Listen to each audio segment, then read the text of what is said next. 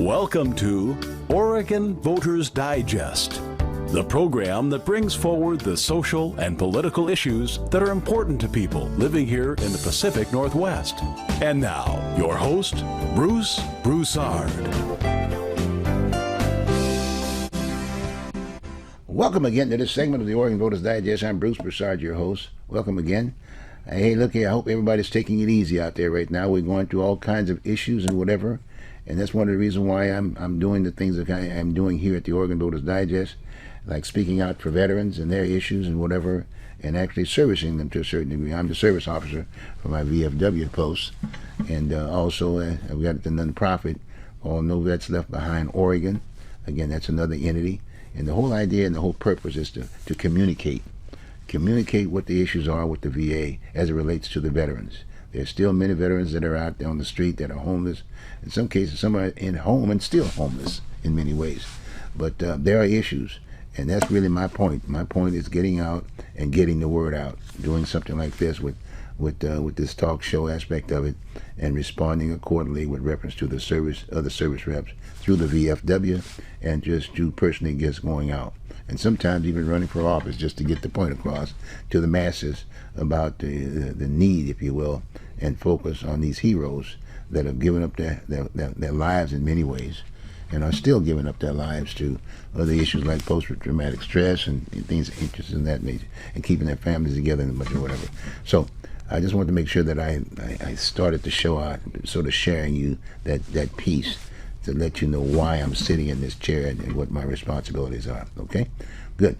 Now, with that, I've got a guest here with me today. I've known for a number of years, and he's very, very active in his own sources in terms of reaching out to vets, and his name is Craig Murphy.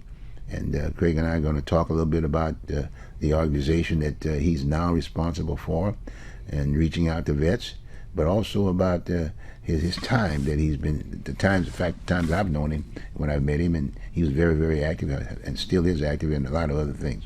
But he's a veteran from the Coast Guard. He spent some time in the Coast Guard. Let me get a little bit background of who he is first, so you'll have an idea of what his resume and what he brings to the table when he reaches out to the vets, and also to the public, to educate the public about what vets like himself are doing, if you will, reaching out to vets and reaching out to the public to let them know what we are doing. And we really appreciate the recognitions that we have on Veterans Day and things of that nature. But the fact of the matter is, it's still a task, and we gotta make sure that we remind ourselves. Greg, welcome. How's it going? Good. How are you, Bruce? First off, how's the family? Because I know you've got a CO at home too. Yeah, she's good. Good. She's doing fine. Okay, yeah. Good. Okay, let's talk about yourself now for a minute. And why don't you just kind of just spend a couple minutes and give a little background in terms of how you got in the Coast Guard, so to speak, and where did you serve, and what was your MOS, military occupational skill aspect of it, and some of the activities that you've been doing, and just bring it around up to date. And then we're just going to focus in what you're doing specifically today. Okay? All right. Well, I was born in Scotland. My dad was Air Force. Mm-hmm. So we came to the States when I was 5 months old. And growing up in Florida, South Florida, I decided that I would want to get an education, so I decided to join the Coast Guard. Mm-hmm. And my first duty station was right back home, Coast Guard Station, Fort Lauderdale, during the Cuban-Haitian exodus. So we had a lot of trauma going on, and search and rescue, and chasing drug boats, and also doing port security and search and rescue. And it was a very interesting time with all the people coming in from those countries.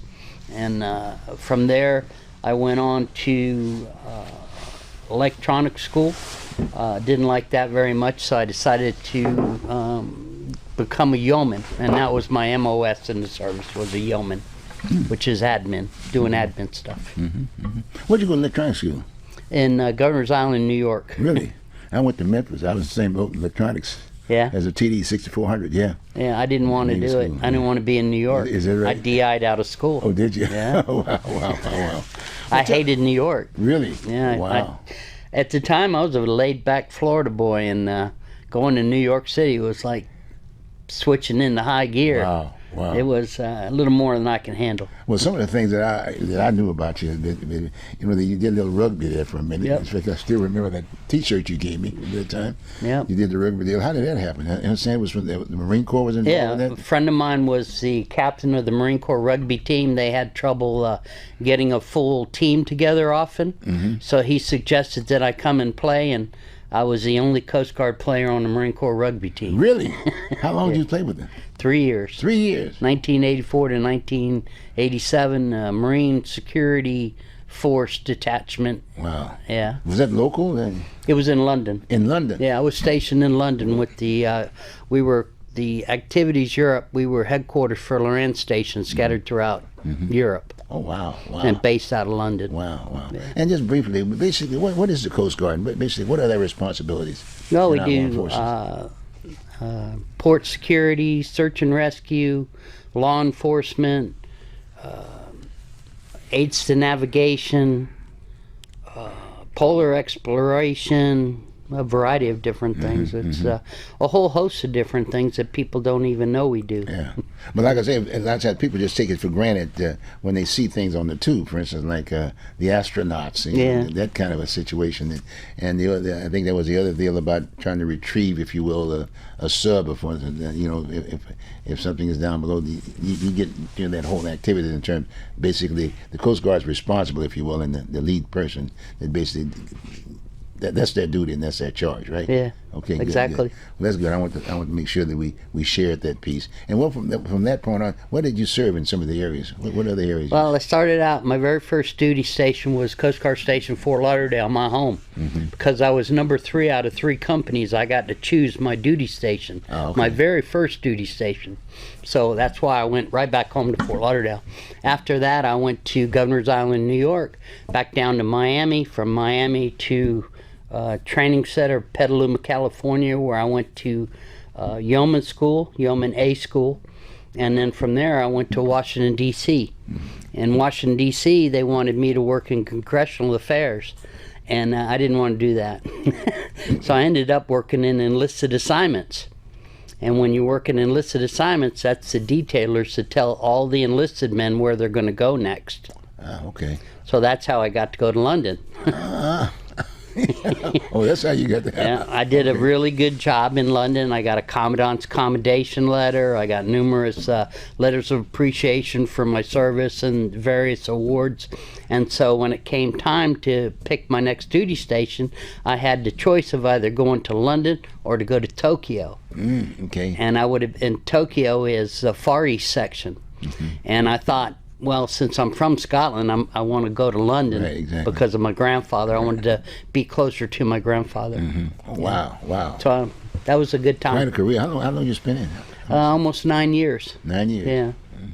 I had to extend to go to London, and also I had to extend when I was going to college. While I was in the service, I was going to college, University of Maryland European Division. And all during that time, when did you get married? Oh man! Was that while you were still in the service? No, I was out of the service out by of the the time service. So yeah. I got out of the service and I went to Florida State on the GI Bill. Okay. And I graduated in 1990. Okay. With a degree, a bachelor's degree in international affairs with a minor in political science. Awesome. Well, gee whiz. Are you running for office this time? Not yet. I'll leave that up to you first. Was it you and me? Is that what you're saying? Yeah, me and you. Okay, to be the lead person. Me and you, not you and me. I heard that. Me and you. I heard that, buddy. Well, that's quite an extensive background, buddy. I appreciate that very much. Now, let's get down to some of the things that you've been doing here lately. I'm very familiar with some of the things you've been doing. At one point in time, you used to have that little sergeant major animal that you used to have. That Yaz. Wasn't it Yaz, right? Yeah. It was quite my service dog. He was a Shiba Inu service dog, which was pretty rare. And at the time, I was on the Washington State Department of Veterans Affairs Service Dog Task Force, because it was brought to my attention that for a person to get a service dog, they have to give up their service dog. And I thought, well, that's stupid. Why don't we just train the veteran service dog? Right. So that's what I went about doing. I trained my dog, and I had him trained, and then had him qualified as a service dog. as a veterans service. Veterans dogs. Okay. So Well, he was. what are the benefits of having a dog, an animal? It's Right? numerous different things can happen when you have a service dog. One of the things that my dog used to get really upset if I was had any road rage, which is I've had before, and he would get really upset and he would start to shake, and it would make me realize that he's getting upset by what I'm doing and make me stop what I'm doing. Okay. So that was just one little thing. They can get medications for you. They can open doors for you. They can alert you to medical conditions before those medical conditions happen. So there's a host of different things that service dogs can aid the veteran. I noticed that I remember that when you first introduced me to the dog and whatever, and some of the things that you were doing. One of the things that you did was you really got into the situation where, as far as visitation, dogs being allowed to go in the various establishments. Chat a little bit about that. I thought that was very interesting. Well, when you have a service dog, you're an ambassador to sort of, because a lot of people don't know anything about service dogs, so you're going to be educating people all the time. A lot of times, service dogs are banned from going into places. Well, that's illegal, and you're not allowed to do that. And you can't ask people what their service dogs are for, or where they got them, or any of that information. It's all private. Okay, because I remember when we were talking about this whole piece, you were actually, like I say, actually going into these facilities. Oh, right? I remember. Yeah. And this is beyond just military. I mean, just service jobs are it, right? Yeah. Because anybody can basically get a service job. What's normally the criteria for actually getting a service dog or retaining one? Usually it's done through mental health.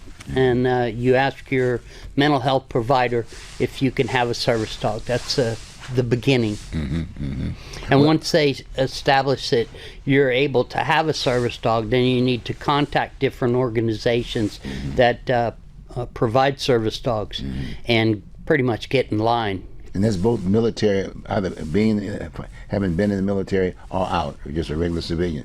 Fair? I don't know anything about civilian service dogs. You've seen service jobs, okay? Yeah. You've seen the dog with the with the little jacket or something on and whatever. That's a very interesting piece aspect of it. Now let's talk about some of the things that you were doing here locally, if you will. There's about 4 or 5 organizations that you just. Well, I do a lot of outdoor activities, and one of the organizations that I do activities with is the Fallen Outdoors. And they had the Fallen Outdoors. The Fallen Outdoors, okay. And they had an event in Lake Cabotagama, Minnesota, a week-long fishing expedition. And so I flew out to Minnesota and spent a week out there. And while I was there, one of the other veterans in my cabin told me about this other veteran group called Hometown Hero Outdoors. So when I got back from fishing, I contacted Hometown Heroes and asked them what they were doing in the Pacific Northwest. Okay. And they asked me if I wanted to be the state director of Washington. Okay. And so the only way to promote things like that is to lead. So I decided to take over the lead and start to spread Hometown Hero Outdoors throughout the Pacific Northwest. When did you start that? Probably about January. By January, the beginning of this year. This year, okay, cool. Yeah. And those now some of the other activities that were part of that deal. You say. Well, we had 2 fishing events. The first fishing event was Buoy 10 at the mouth of the Columbia River, and we had 3 Army veterans and myself. 2 of the veterans that were on the boat were Purple Heart recipients. Okay. 2 of the veterans had served in similar places or served in the same places in Afghanistan and fought in the war over there. So that was unique. And we all got fish, and I got a 13-pound coho. Okay, all right. I was the only one on the boat to catch coho. Everybody else caught Chinook. Okay. And the second event that I had for Hometown Heroes was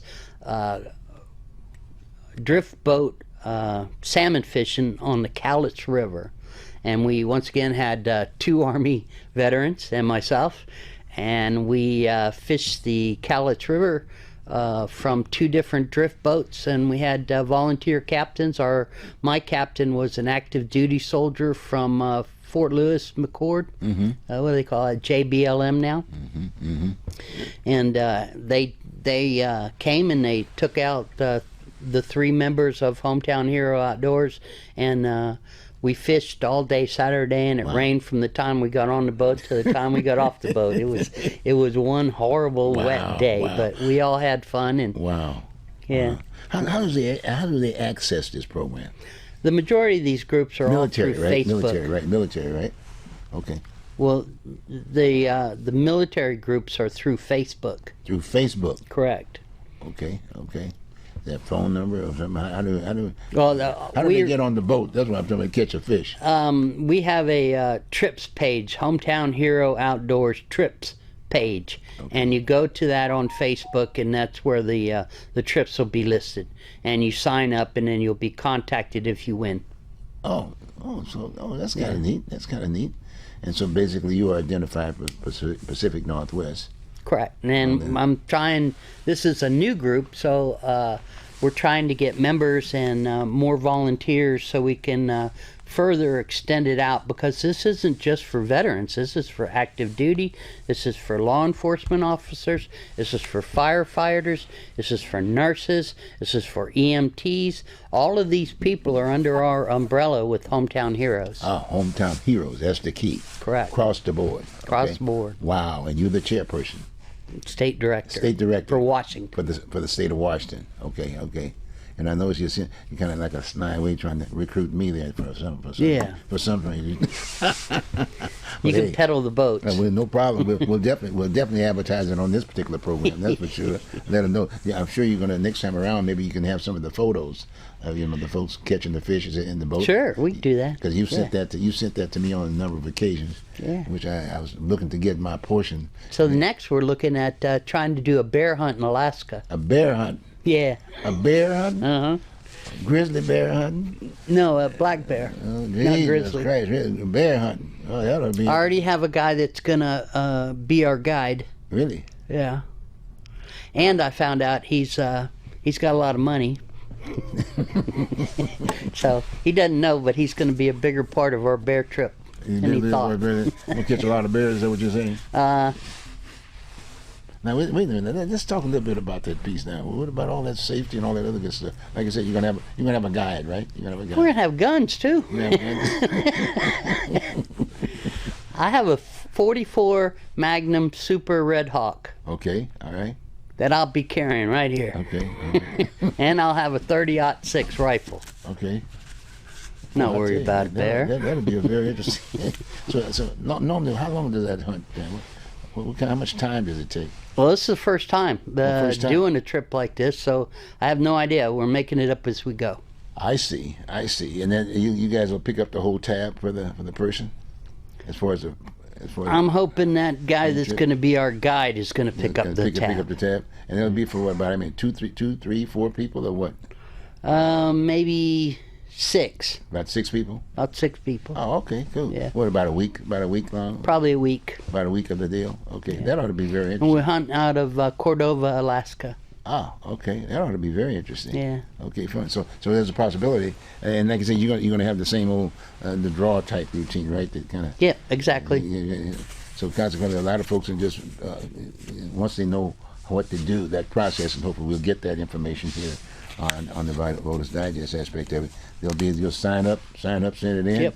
and then on what date? Normally it's a date, just maybe a week or a month or so. Well, it's still in the planning stages. Right. Yeah. But normally you'll probably give them about a month or so before they. Usually a couple weeks, putting your name in, and then we'll do a drawing. Okay, drawing. Then once they'll be identified, right? Then they'll probably tell you what kind of equipment you should be wearing. And all that We'll kind of tell them stuff. everything they need to know for the everything trip. they need to know about that piece aspect of it. Now, what about the licensing? Will you get permits and stuff like that for them too? We're going to have to get out-of-state hunting licenses, Okay. which will probably be one of the major expenses. Okay. And what about weapons if they don't have a weapon? We'll probably have people that can loan weapons. Okay. And then all the food and all that stuff, that'll be all picked up. Yeah, we'll have to work that You out. have to work And all that, the work that out. lodging. Okay, that sounds good. Okay, Yeah. good. Boy, that's quite exciting. Yeah. I mean, boy. When I was just up in Alaska fishing 4 months ago, and while I was up there were some guys that were there from Texas to hunt bear. Oh, really? Yeah, so Wow. I didn't think that people would come all the way up to Alaska to hunt bear, but they do. Oh, gee whiz. Oh, wow. And these were both basically military type folks? No, these are Law civilians. These are civilians. Yeah. Okay. Okay. So, like you said, even law enforcement officers, any along Firefighters, firefighters, okay. prison guards. What about ambulance kind of those folks? Ambulance, EMTs. EMTs. Yeah. Yeah. So all these folks are eligible, if you will, to basically participate, right? Yeah, I just recently did another trip with Warrior Impact. Warrior Impact. And we did a 7-day raft trip down the lower Salmon River. Okay. And there we had EMTs, nurses, veterans, prison guards, and I think we had a couple of active duty people on that trip. Wow. 7 days. 7 days. And they took care of everything, all the food, all the rafting, all the gear. Wow. Yeah. Wow. How many people applied, basically? We had 12 people on that trip. 12 people. And 9 guides. 9 guides. And 8 rafts, 2 kayaks, 2 paddle boards. Really? Yeah. Wow. All going down the river. Wow, Craig, that's quite an event, man. That's neat. Yeah. And while we were out there, the satellites, Starlink, right, launched. Right. When they launched 18 satellites that day, right, we saw them in the night sky. Really? Yeah. Wow. Yeah, that was. I mean, we're out in the middle of nowhere, Bruce. Jesus Christ! I mean, Jesus Christ. Any bears out there? Not that I saw. We did see a family of otters along the river, and that was kind of neat to see. That's kind of neat. Yeah. And we saw big horned sheep. They were out there. Yeah. I'm sure that the participant really appreciated the fact that you had that event. Were they first timers, or most cases first timers? People get. Yeah, majority of those people were all first timers. Yeah. Okay. And it was unique for me, Bruce, that I was around other people that deal with death on a regular basis. As you know, I'm with No Veteran Dies Alone. Right. And I sit with dying veterans all the time. And it was unique in that I was able to go around to people who deal with death and ask them how they handle it. I got like the EMT. And so, the EMT and the nurses and the firefighters. And police. And police. And I was able to talk to them and get some insight into how people deal with death. Because it's no veteran dies alone is something that I'm going to do for as long as I can. I got you. It's a hard thing to do, but not many people are doing it, and I feel responsible. And as long as I can do it, I'm going to do it. How did you get into that organization? Somebody told me about it, and it was something that was of interest to me. And I've been dealing with death. When I was in the service, I had to deal with quite a bit of death. And I know you also had to deal with quite a bit of death. So it was something that I knew I could do. And not many people can do it. I mean, even some of the nurses asked me for help putting bodies in body bags. So not everybody can do it. So I feel fortunate that I'm able to do it. And so I feel that I'm obligated to do it because I can do it. I'm sure that the families appreciate it, and this, that, and the other, and it's a very interesting piece aspect of it. Getting involved in that kind of a situation. And you're doing this now. Yep. I know you got a cover here that you brought me. This is the hometown hero. That's the outdoor aspect of it. But this is the other end of it. I know you got a pin sitting up there on your cover. Yeah. That represents a casket. A flag-draped casket. That's the one that's on your cover. Just push that. Just let them see that. Yeah, that part right there, right? There you go. Yep. Cool. Interesting. Yeah, see, I got that on my other cover. You gave me one. I appreciate that. Okay, that's another interesting piece. Let's talk about some of the other entities, organizations that you were involved in. Which ones? Well, I know those are the 2 active ones. Well, I was on the Washington State Department of Veterans Affairs Service Dog Task Force. Right, okay. And I remember that. It was interesting. You were very, very involved, by the way, with that piece. because I wanted to have a service dog. Right. And you went through the process. Yes. What did you think about the process for getting? It's a horrible process. It's an extremely difficult process, and a lot of people that are work for the VA don't know about the process. Really? Yeah. Wow. I had times when they told me I couldn't take my service dog into the VA. Really? Yeah. Wow. And what happened at the end of the day? You got him in it? I won. I did what I wanted to do. I took him into the VA. I told them that they were wrong. Interesting. Okay. Good. Wow. So it took a little while, and eventually they came around and they realized that service dogs have, because of the ADA, have access to many places that normal dogs don't have access to. Well, that was kind of an interesting point because, you see service dogs and you would think automatically they could go into the VA. And you're saying on the Hill, even on the Hill or anywhere else, they couldn't. Vancouver. Vancouver? They would not allow service dogs to go into Vancouver, in the facility. Yeah. Wow. Yeah. So what do they do? Do they have a kind of a side kennel or something like that they say you can come and get the service, but you got to put your dog in the kennel or something? No, don't bring them. Don't bring them. Yeah. But if a vet walked up in there went up there looking for service, they would basically tell me we can't service you or something like that. Back then, but now there are signs on the doors. That's what I'm talking about back then. That's what I'm back talking then, about. yeah. But I'm just thinking that cause, in some cases I received services there and PTSD. I mean, the Vancouver office aspect of it, and they give you a dog for PTSD, and then they don't allow you to go to a mental health appointment with your service dog. Wow. Yeah. And because of you, now it's allowable. Well, I was just one person that was upset. I got you. There were no number of others, I'm sure. Oh, there were. Once they got the word, right? I mean, how long was that ago? It was probably 10 years ago. 10 years ago, yeah. Yeah, wow. Long time. Well, I know you. But a lot of stuff has changed, and service dogs are have more access than ever, and people understand that the ADA, federal law, protects these dogs. ADA. The Americans Disability Act. Okay.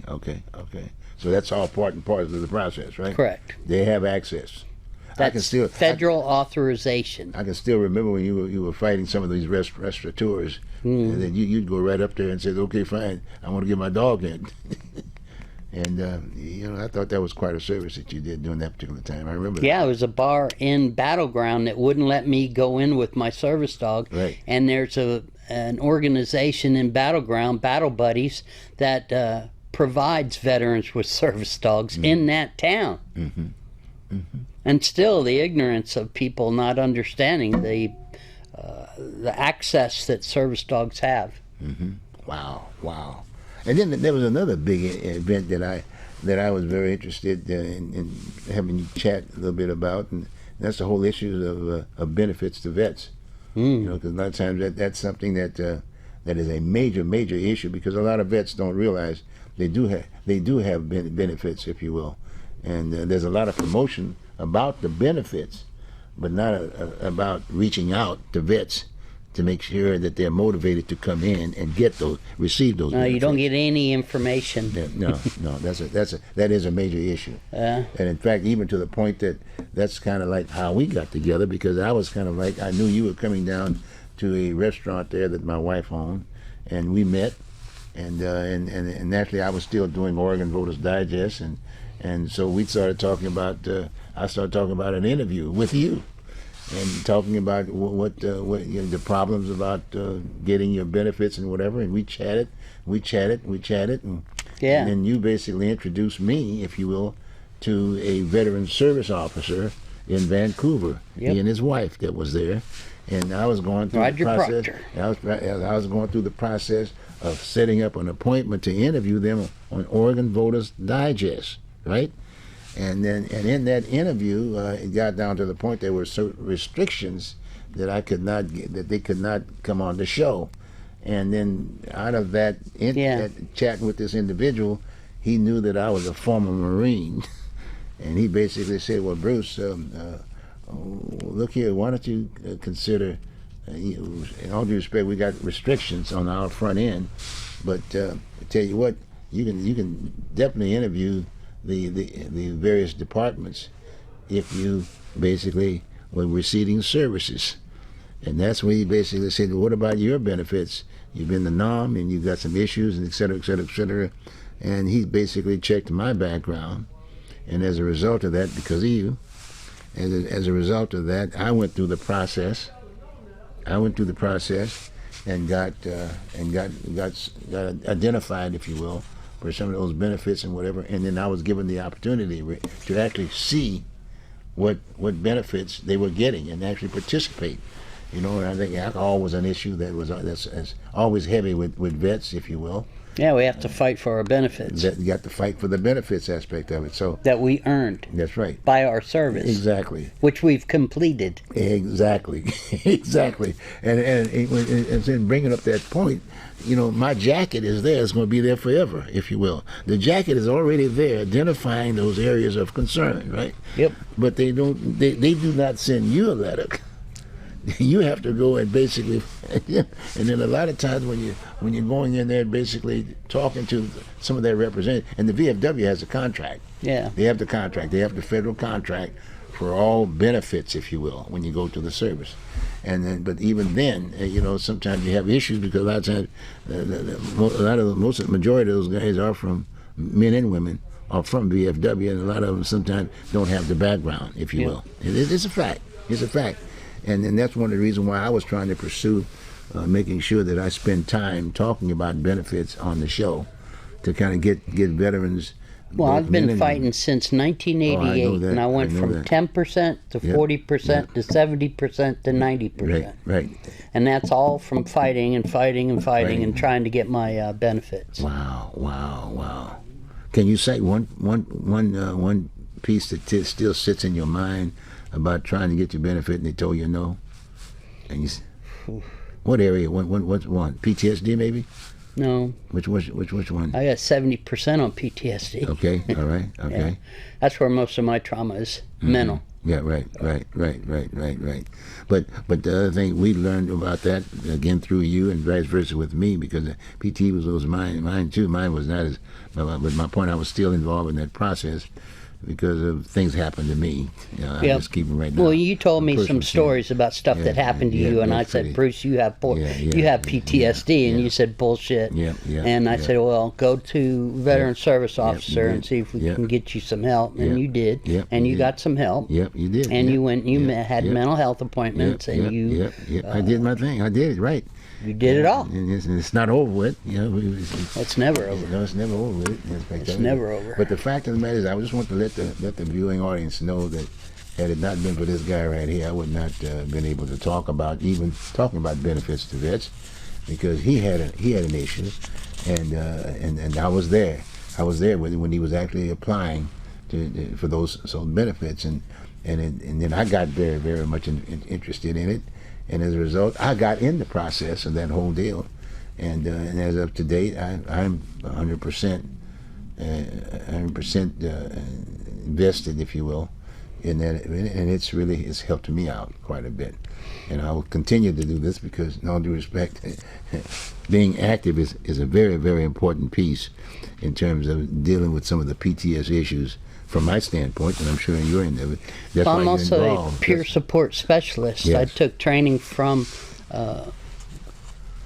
Clackamas Community College in peer support training, and part of that is that I've been through the process. I've been through alcohol treatment. I've been through mental health treatment, and so I can help to counsel veterans or active duty about the process and how they can get started to get the help that they need. And that, for instance, why don't you share with us, share with the viewing audience from the public standpoint and to veterans? What do you think in terms of what would you say to a person that you're interviewing about PTSD and mental illness? About mental illness, for instance.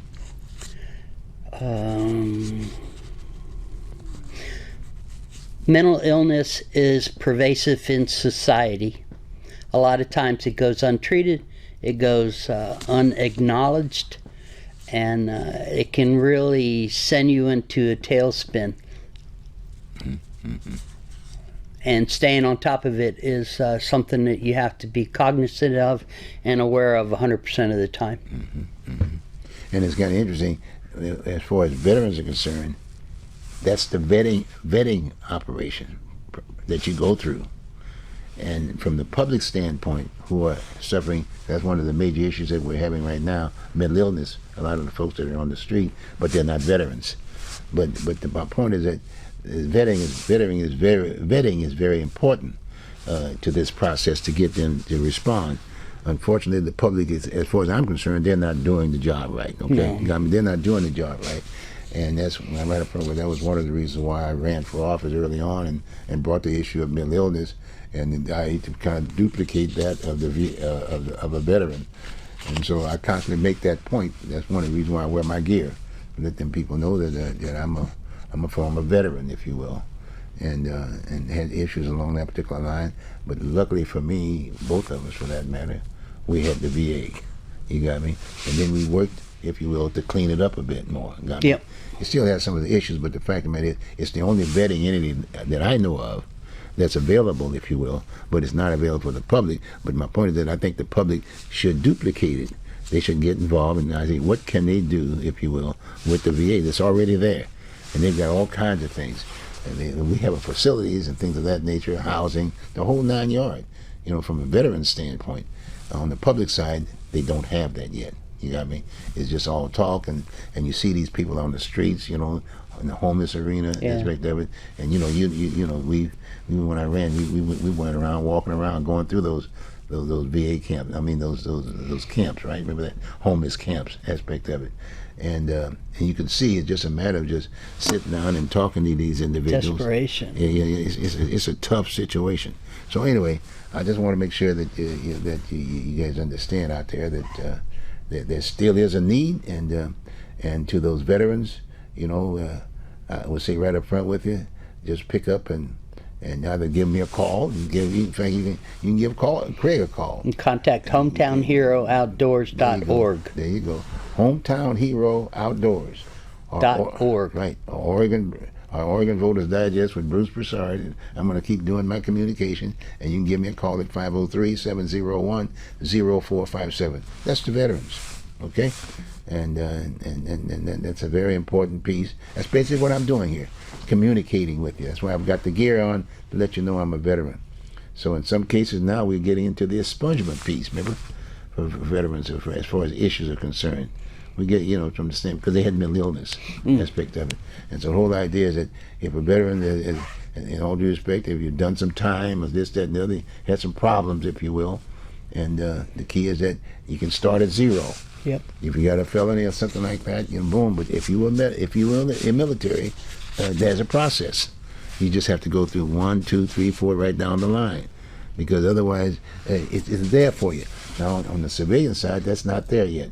They don't have an expungement kind of a process, if you will, within that piece that I know of.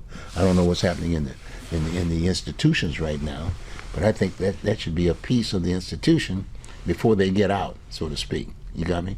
Try to see if they can go on and expunge that situation, put them in a situation. Well, there's a veterans court. Yeah, right. They got a veterans court, okay?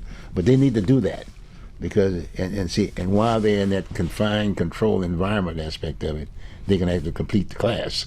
And if there's an opportunity to get that off your record, if you will, before you get out, that is it. When you're in that department, we have the VA, and in many cases, and those guys who, like I said, who are out, who haven't gone through that expungement piece, you can still go to the VA because you were a veteran aspect of it, and then there's a process there. You just got to push it a little bit more than you normally would, right? Got my point? Look it up. Just check it out. And let's talk again. Let's talk about that from the standpoint of what were some of the other issues that you saw when you were going through the process of your benefits, that you felt that there was a need of corrections. What were some of the other areas? Some of the things that you at times, and I can cite the same thing aspect of it, but from a communication standpoint, we were kind of like a bit more forceful from the standpoint. Listen to what we have to say, right? You got me? Because your records are already there. Yep. Your records are there. You're not lying. You're not cheating anybody. Because when they hit that button, they pull your record from the computer aspect of it, and there you are from day one, from the day that you got into the service. They've got all of that information aspect of it. All you have to do is understand that to tell the person that are interviewing you, got my point, to hit the button. And in some cases, you can even get a copy of that file. Oh yeah. That jacket, you can get a copy of your time in the military. Everything that you have done. Yep. Bottom line. You know, anything and everything what you have done, bottom line. And then if you get Except for the people whose records were lost. That's right. And they still will have to react to that, because in all due respect, if they can't prove that you shouldn't have this, they still have to give it, if you know what I'm saying.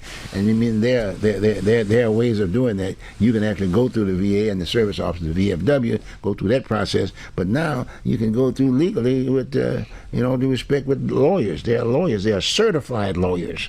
There are certified lawyers, if you will, that will take your case. Fight for your benefits. They'll fight for your benefits aspect of it. And then it's my understanding, maybe you can respond to that, there's no monies up front. No, in some cases they get paid by the VA.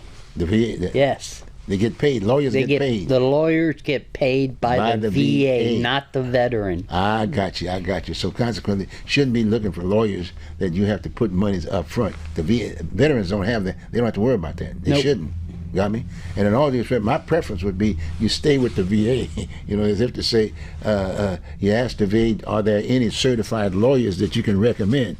Now, check it out. They will not give you that information. You have to find it. And I found the information. Yeah. And I've got one guy that I know specifically that he's certified. And now what I'm doing, I'm looking at getting the whole list. I want the whole list of all lawyers that are certified to work on your benefits. You got me? So as I'm communicating, I'm going to get the lawyer to come on the show. And one of the lawyers to come on the show and lay out the criteria. You got my point?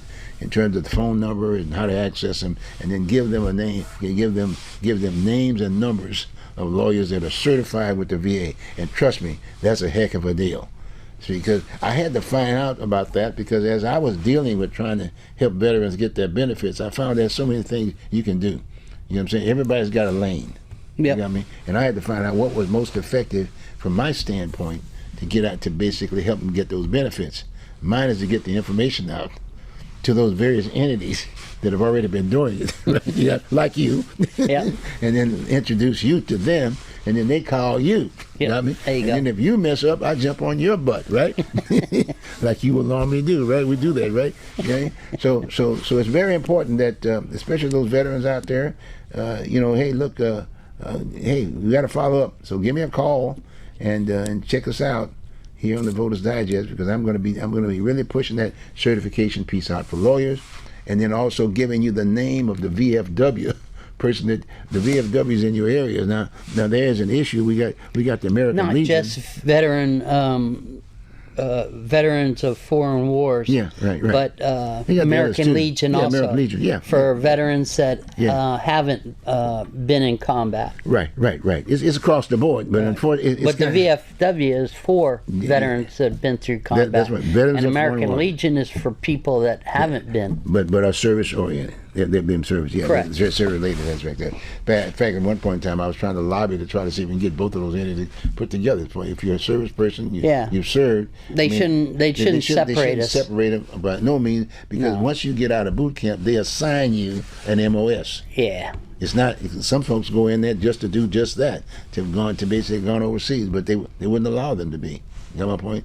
And it just so happened I was assigned to those electronics locally, but guess what? I got picked to go to NOM, right? You got my point. so much for what you were picked for. Yeah, you get picked. You get off the plane, and you got rounds coming in, and you ducking and hiding and trying to figure out what's going on. And the old man calls you up in the front of him, and he says, "What are you doing here, Rock?" I said, "Well, sir, I got assigned." He said, he said, "Once a Marine, always a Marine." Always a Marine. And I can remember when General Shute, coming out of the Marine Corps, came on the El Toro and he inspected our company and saw that, you know, that I was part of that piece, if you will.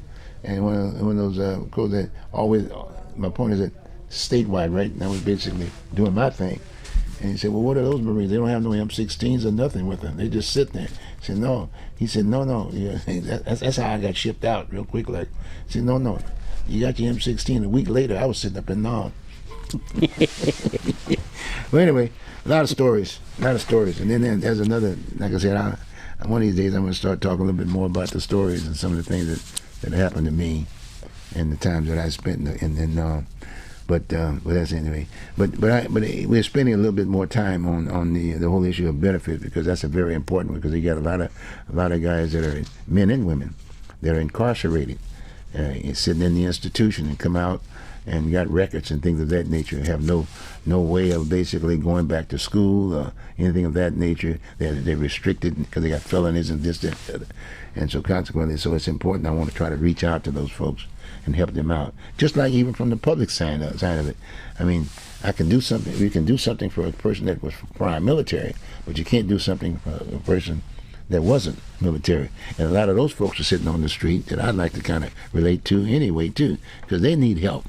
Because they got families and they can't feed them, and they need a job and they can't get the job because of the record and this, that, and the other. And, you know, yep. and then we just constantly, well, you know, that's another entity we could talk about. Beat a man down. You know what I'm saying? So that's a heavy peace aspect of it. So let's talk about some other areas. And what about anything future? Let's spend a little bit more time on that hometown hero outdoors thing. I think that's a very interesting piece. You are the state director here for the state of Washington aspect of it. Yep. And you're saying that, well, what would be the criteria for someone wanting to get into the organization? You go on Facebook. On Facebook again. And they have ways of verifying that you are who you say you are. Okay. Facebook. Correct. Okay, and what's the website on that piece? Well, the website, that's a different thing. It's hometownherooutdoors.org. Okay. And you can learn about the organization and the different states that we're in and the different trips that we have through the outdoor trips page. Okay, on the outdoor trips page. Okay. And on Facebook. And you can get that on Facebook, right? And then that website that you were talking about, the hometown HeroOutdoors.org. Hometown Hero Outdoors.org. Outdoors. Okay. Well, it's kind of a nice cover you got there too, by the way. You give them a cover when they go out there? Yeah, we give them covers. Give them covers and everything? Yeah. Pick up the whole tab too. I like that part. Yeah. How do I get my ticket pulled? Is that your job? I'm sorry. Yeah. But anyway, the point I'm making is that we're going to spend some time with Craig periodically, have him come on and give us an update on his programs, and I think that's a very, very important piece that we want to do here on the Oregon Voters Digest, because we want to that's one of the primary reasons why I'm sitting here. I want to reach out to vets, even though I reach out to the public sometimes, even politically. But right in front, where vets are citizens, the taxpayers. Yeah, well, Bruce, as you know, that the people that help veterans the most are other veterans. That's right. That's why we're sitting here. Right. You know my point? We're an example of that. Exactly. And we don't take no for an answer, do we? We find out the rules and we work away. That's right. And it's very, very important. There's a lot of times, you know, you get that, for some strange reason, they tend to try to identify you as a problem person or this, that, and the other when you ask the question, right? Yeah. You get my point? And that's not the case here, because we're wearing two hats. One, we're needing these services, and two, we want to learn how to get the services to our brothers and sisters. That's right, and because we are communicators, I mean that's really our resume. We're communicators. Yep. I mean, all due respect, I can't take no for an answer. It's very simple. And all I'm just saying is, and I'm not trying to be a hard nose about anything. I'm just saying if you got something you're presenting to me, I just want you to know, when you share it with me, educate me about what it is. Yep. Put it in lay terms. Very simple. Very lay terms. Don't say no. That's a bad word to use to a veteran. when you got that service number, right? And the service number is easy to know. If they said, "Hey, well, gee, I don't remember a service number," it's your Social Security number. They give it to you when you get. I mean, that's easy to do. The last four, right? Yeah. The last four. That's all you gotta do. It's the last four. I mean, and your number, it's kind of interesting. Now, your jacket, they got access to your jacket right now, 24/7, right? Got me? Yep. And all you have to do is say that, hey, tell them your name, and you'll say, well, okay, fine. Are you a veteran? Hey, look, this is my last four. No, in fact, here's my Social Security number. Put it in the system, and they'll either kick it out as a veteran, or they'll kick it out as not a veteran. It's there. It's there. It's there for life. Like you said, unless it's lost, you've lost it. Then you got to come up with if you got a thing called a DD 214. It's just a little something that you get. Whether you get out on a dishonorable discharge or whatever, you get a DD 214. You got me? Yep. And that DD 214 will pretty well tell you during the time that you spent in the service, from boot camp to the time you get out. EOD, expiration of the It's all laid out there for you, aspect of it. Has it ever gotten to the point where power of attorney could help them out a bit? As far as veterans, can a person be a power of attorney for a person and represent that person to go and give them that information? I have no idea. But that would be an interesting piece. You see what I'm saying? I mean, it would be as if to say maybe the lawyers have done We it. need to have our own lobbyists is what we need to lobby up at Capitol Hill that's what in we the do. Senate. No, that's what we're already doing. We need more of that. Yeah, we've been doing a lot of this. I've run for office so many times. A lot of people say, "Well, why you?" No, I didn't lose. I've never lost anything. I was at the table, right? That's right. You can't lose if you're at the table. Right. Because when you get in that general election, you better have your bucks and refinance your home and all that other good stuff. Refinance your. I mean, maybe you lose your family at the same time. You got me? It's a tough nut. You got to know. I can talk about that this time because I got the background aspect of it. But my point is that I was at the table with all the other folks who were running for office. Yeah. And I was able to express myself, and I was able to talk about veterans and talk about issues. Okay. And my record shows it. That's what my jacket shows me. You got my point. That's who I am. Yeah. And then that's all I was. That's when I was interested at this point in time. And then I would say to folks at times, "Well, gee whiz, if they didn't elect me to go to the next office, I'd say fine, great, because otherwise I'm going to focus on what I'm shared with you. You got me? And it's not to your liking because all the other folks are not doing it. So you get someone elected, and then it becomes a problem. But anyway, this is still the best country I know in the world. Yeah. USA, got me? And I'm taking my hat off to the county because I ran for the county position, and I've been trying to get the American flag for them to start off the meetings like we used to do, which basically pledging allegiance, right? Well, they don't do those kinds of things. Well, I'm still lobbying on that. I'm still a lobbyist on that piece. And one of these days, I am going to get this at the county. And the city of Portland, you know what I'm saying? So maybe I'll contact the mayor this time around. He's getting ready to leave now. Maybe he might do this now. Just basically, just start with the pledge of allegiance and the flag. It won't take that long. Before he checks out. Yeah, that's right. Before he checks out. Put that in his resume, right? There you go. It makes good sense. Yeah. But boy, this has been an enjoyable deal. Any good lasting good points? I got about another 4 minutes, and I want to give you kind of the close, so to speak. Talk a little bit about the organization again. Well, what are you doing now? When's the next event? You talked about the bear deal, right? We're working on a bear hunt out of Cordova, Alaska. All right, okay. And we'll probably have about 6 members fly up there. We're working on getting the guides, the lodging, and the food. Okay. We're working on all that, and we'll be getting the word out to people as we can finish up things and get things wrapped up. Okay. Will the VA participate? The VA has nothing to do with Hometown Hero Outdoors. They don't. No. So there's no grants. Unfortunately, no. There's no grants. These are just other veterans that are involved in the process, like you said. Yeah. Some of the guys who are basically putting up the bucks, right? Yep.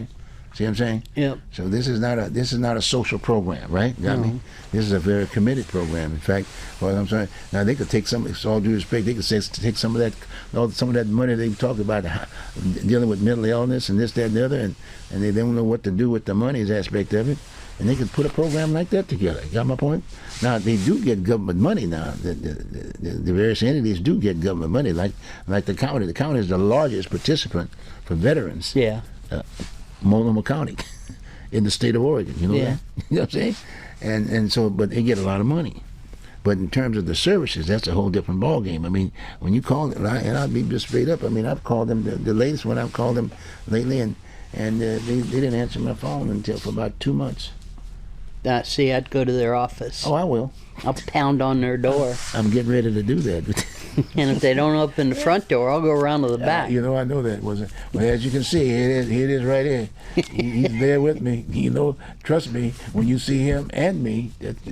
Don't tell us no.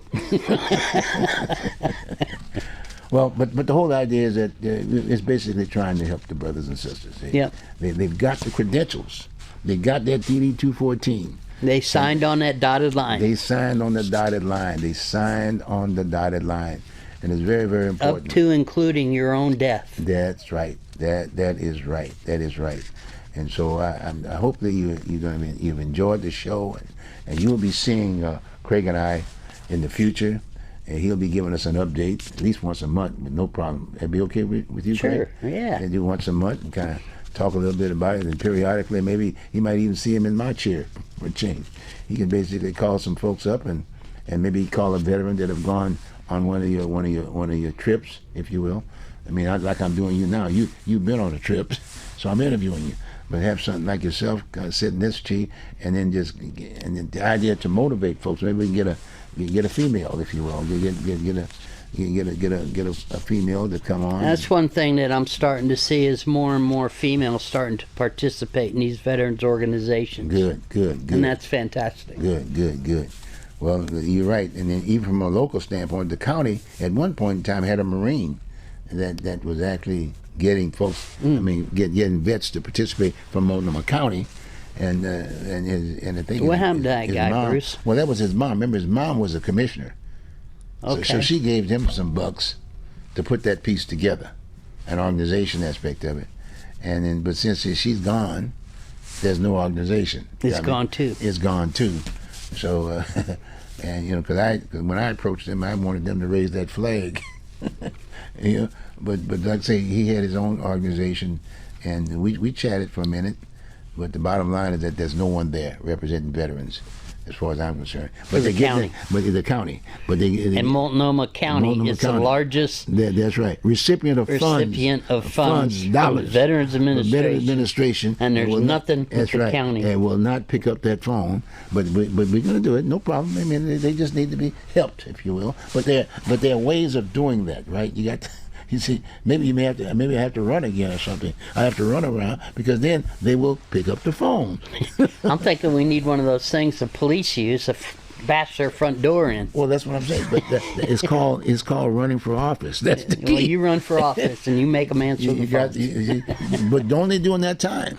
They will not respond afterwards. Oh, you better start responding. See? But now that when I get the news out there, the other folks will get involved like you.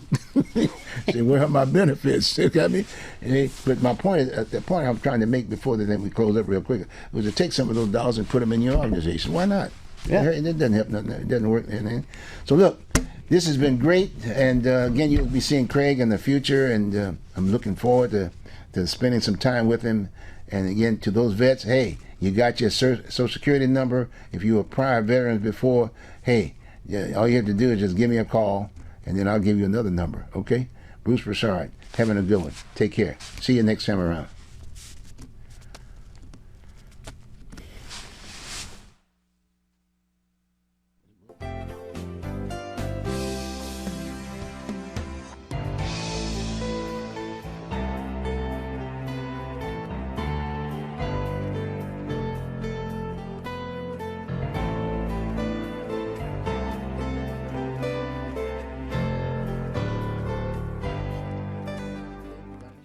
Talking to you soon, okay? Talk to you first of the week. Let's talk.